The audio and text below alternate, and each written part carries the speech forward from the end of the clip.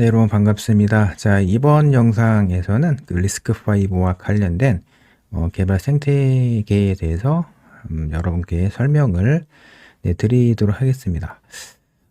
최근에 있었던 소식인데요.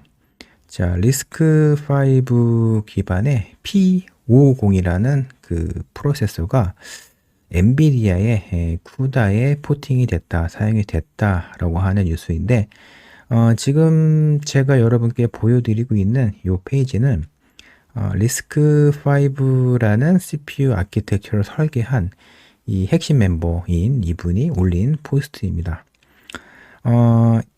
이 스틸컷은 현재 상하이에서 열리고 있는 리스크5와 관련된 컨퍼런스에서 촬영된 스틸컷인 것 같아요. 네.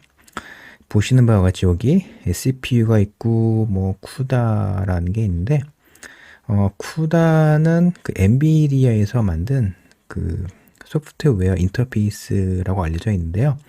GPU를 좀 더 극대화해서 사용할 수 있는 뭐 프로그래머 모델이다라고 알려져 있습니다.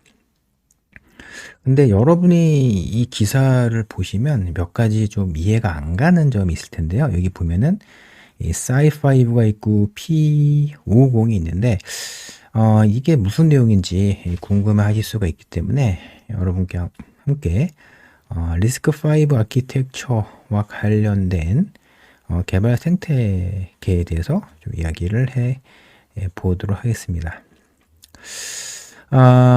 리스크5와 관련된 그 개발 생태계를 설명하려면 이에 앞서서 이 ARM 프로세서와 관련된 개발 생태계를 이해할 필요가 있는데요. 사실 현재 2025년도 지금 시간은 7월 19일인데 현재까지도 사실 업계를 지배하고 있는 프로세서는 이제 인베디드 같은 경우는 ARM 프로세서죠.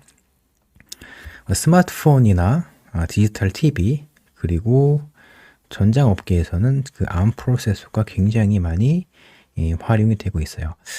그러면 이 ARM 프로세서와 관련된 개발 생태계를 여러분이 파악하시게 되면은 자연스럽게 리스크5와 관련된 개발 생태계도 이해할 수가 있기 때문에 먼저 ARM 프로세서와 관련된 개발 생태계를 설명을 드리도록 하겠습니다. 보면은 가장 왼쪽이 ARM, ARM이고요. 가운데가 칩셋 벤더, 팹리스 업체, 뭐 글로벌하게는 뭐 퀄컴, 엔비디아, 미디어텍, 국내에서는 뭐 삼성전자, 엑시노스, 그리고 뭐 리벨리온 뭐 이와 같은 업체가 팹리스 업체라고 볼 수가 있고요. 뭐 칩셋 벤더라고도 부릅니다. 가장 오른쪽에는 이제 제품 개발 업체인데요. 그러니까 ARM이라는 회사 같은 경우는 그 ARM 프로세서 설계하는 그 솔루션, 그러니까 프로세서를 설계하는 하드웨어 랭귀지라든가 혹은 SDK라든가 이런 솔루션을 칩셋 업체에게 팝니다. 이 과정에서 로열티, 수익을 올리게 되죠. 뭐 이 과정에서 자연스럽게 기술 지원이 이루어지게 됩니다. 그래서 ARM이라는 회사는 칩셋 벤더, 칩셋 업체와 이렇게 긴밀하게 일을 하고 있고요. 이 과정에서 로열티를 칩셋 업체가 ARM이라는 회사에게 지불을 하게 됩니다. 그러니까 ARM이라는 회사가 직접적으로 일을 하는 회사는 칩셋 벤더라고 할 수가 있습니다. 근데 이제 ARM 프로세서 같은 경우는 현재 ARM 버전 9 아키텍처 기반의 ARM 프로세서들이 이 팹리스 업체에게 그러니까 지금 제공이 되고 있고 ARM 버전 9 아키텍처 기반의 프로세서가 스마트폰에 많이 활용이 되고 있습니다. 근데 문제가 뭐냐면 로열티 문제인데, 그러니까 ARM이라는 회사의 로열티 정책이 제가 구체적으로 모르겠는데 예전과 좀 바뀌어서 칩셋 업체들이 로열티와 관련돼서 많이 부담스러워한다라는 그런 이야기가 있습니다. 제가 구체적으로 로열티와 관련된 세부적인 그 이슈나 로열티에 대한 상세한 내용은 좀 말씀드리기는 어려운데, 나오는 이야기가 로열티가 좀 바뀌었다, 그런 얘기가 있어요. 그러니까 ARM 버전 9 아키텍처에서 제공되고 있는 기능들은 굉장히 좋은데 로열티가 많이 올라갔다라는 얘기가 있습니다. 그리고 로열티 정책이 바뀌어서 제품 개발 업체에게 영향이 미치는데요. 보통 그 ARM 프로세서와 관련된 로열티를 칩셋 벤더하고만 이렇게 체결하는 경우가 많은데, 이제는 제품 개발 업체랑 좀 체결하는 경향이 있다고 합니다. 그래서 이 칩셋 업체와 제품 개발 업체에서는 이제 여러 가지 생각을 좀 하게 되는데요. 로열티를 내잖아요. ARM이라는 회사에게. ARM이라는 회사에게 로열티를 지불하는데, 물론 ARM이라는 회사가 그 ARM 프로세서와 관련된 기술 지원을 하면서 그 이제 ARM 프로세서의 정상적인 동작을 보장을 해주지만, 하지만 ARM 프로세서와 관련된 그 설계, 뭐 최적화와 관련된 노하우가 이 칩셋 벤더에서 쌓이지는 않겠죠. 왜 그러냐면 이 ARM 프로세서를 설계하는 그런 도면을 받아서 칩을 설계하기 때문입니다. 그리고 라이센스, 로열티 비용 문제도 계속 불거지고 있죠. 그러기 때문에 칩셋 벤더에서는 리스크5 기반의 프로세서를 칩셋 위에 탑재를 해서 개발을 하려고 하는 요구사항이 생기고 있는데요. 자, 근데 여기 보시는 바와 같이 원래 ARM 프로세서와 관련된 개발 생태계에서는 ARM이 있는데, 근데 여기 보시면 IP 벤더라는 게 나왔는데요. 여기 보시면 사이5, 뭐 텐소렌트, 리볼스, 뭐 알리바바 이런 업체들이 있습니다. 그러니까 이 업체의 역할이 무엇인지 좀 알 필요가 있는데요. 이거 사이5가 있죠. 사이5가 가장 유명한데요. 이 역할이 무엇이냐면 리스크5와 관련된 이런 아키텍처 표준을 기반으로 해서 하드웨어 설계 관점으로 리스크5와 관련된 여러 그 IP, 그러니까 프로세서 IP라고 볼 수 있거든요. 이 IP를 최적화해서 판매하는 그런 역할을 하고 있는 회사가 사이5입니다.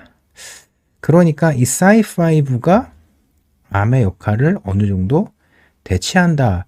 뭐 이 정도까지는 아닌데 이렇게 볼 수가 있습니다. 그리고 이 사이5뿐만이 아니라 텐스토렌트, 리보스 이와 같은 업체들이 각각 자체 설계한 리스크5 코어를 설계해서 여러 팹리스 업체에게 로열티로 판매를 하고 있습니다. 그런데 우리가 이 부분에서 생각을 해 봐야 될 점이 있는데, 칩셋 벤더 내부에서도요, 아예 이 IP 벤더에서 개발한 리스크5 코어를 로열티를 받아서 사지 않고 자체 팀을 꾸려서 리스크5 코어를 자체 설계를 할 수가 있겠죠. 그러니까 리스크5 같은 경우는 리스크5 프로세서를 설계할 수 있는 툴이나 기본적인 그 하드웨어 디스크리션 랭귀지가 오픈되어 있기 때문에 어떤 업체이든 간에 리스크5 프로세서를 설계를 할 수가 있는 것입니다. 그렇기 때문에 사실 IP 벤더의 지원을 받지 않고 칩셋 벤더 내부에서 리스크5 코어를 자체 설계를 할 수도 있습니다. 예를 들어서 퀄컴이라는 업체, 뭐 정확히 모르겠지만 브로드컴이라는 그런 팹리스 업체에서 내부에서 팀을 꾸려서 리스크5 코어를 자체 이렇게 설계를 할 수가 있는 것입니다. 그러니까 이제 여러분들이 리스크5 아키텍처, 리스크5와 관련된 그 설계와 관련된 내용을 들으시다 보면은 리스크5는 오픈소스다, 공짜다, 그런 얘기가 있는데요. 사실 오픈소스와 관련된 이야기를 여러분 들으시면 꼭 한 가지 이해를 하시면 좋을 점이 무엇이냐면, 오픈소스라는 거는 누구나 접근할 수 있고 누구나 사용할 수 있지만, 누구나 잘 오픈소스를 잘 활용하거나 잘 쓸 수는 없죠. 왜 그러냐면 어느 정도 개발 능력이 있어야지 오픈소스를 잘 활용할 수가 있기 마련입니다. 그렇기 때문에 특히 사이5라는 업체가 굉장히 유명한데요. 이 사이5 업체가 유명한 이유가 무엇이냐면 리스크5를 설계한 분들 있죠. 이분 세 분이 굉장히 유명한데 이 세 분 교수 아니면 박사 출신으로 알고 있어요. 이분들이 아예 리스크5를 아예 만들었던 주력 멤버들인데 이분들이 현재 사이5에서 일을 하고 있습니다. 그렇기 때문에 이 사이5라는 업체에서 설계한 그 리스크5 프로세서가 인기가 있는 것입니다. 네, 가운데 보시면은 이제 한국 분이죠. 네, 한국 이윤섭이라는 박사님이 계시는데 이분도 현재 사이5에서 근무하고 있는 걸로 알고 있습니다. 그러면은 그 사이5에서 설계한 P550 코어가 무엇인가에 대해서 여러분 궁금하실 수 있는데요. 여러분들이 여기 sci5.com 다큐멘테이션 링크에 가시게 되면은 이 리스크5 코어, 즉 sci5가 설계한 리스크5 코어의 여러 스펙 문서를 확인할 수가 있어요.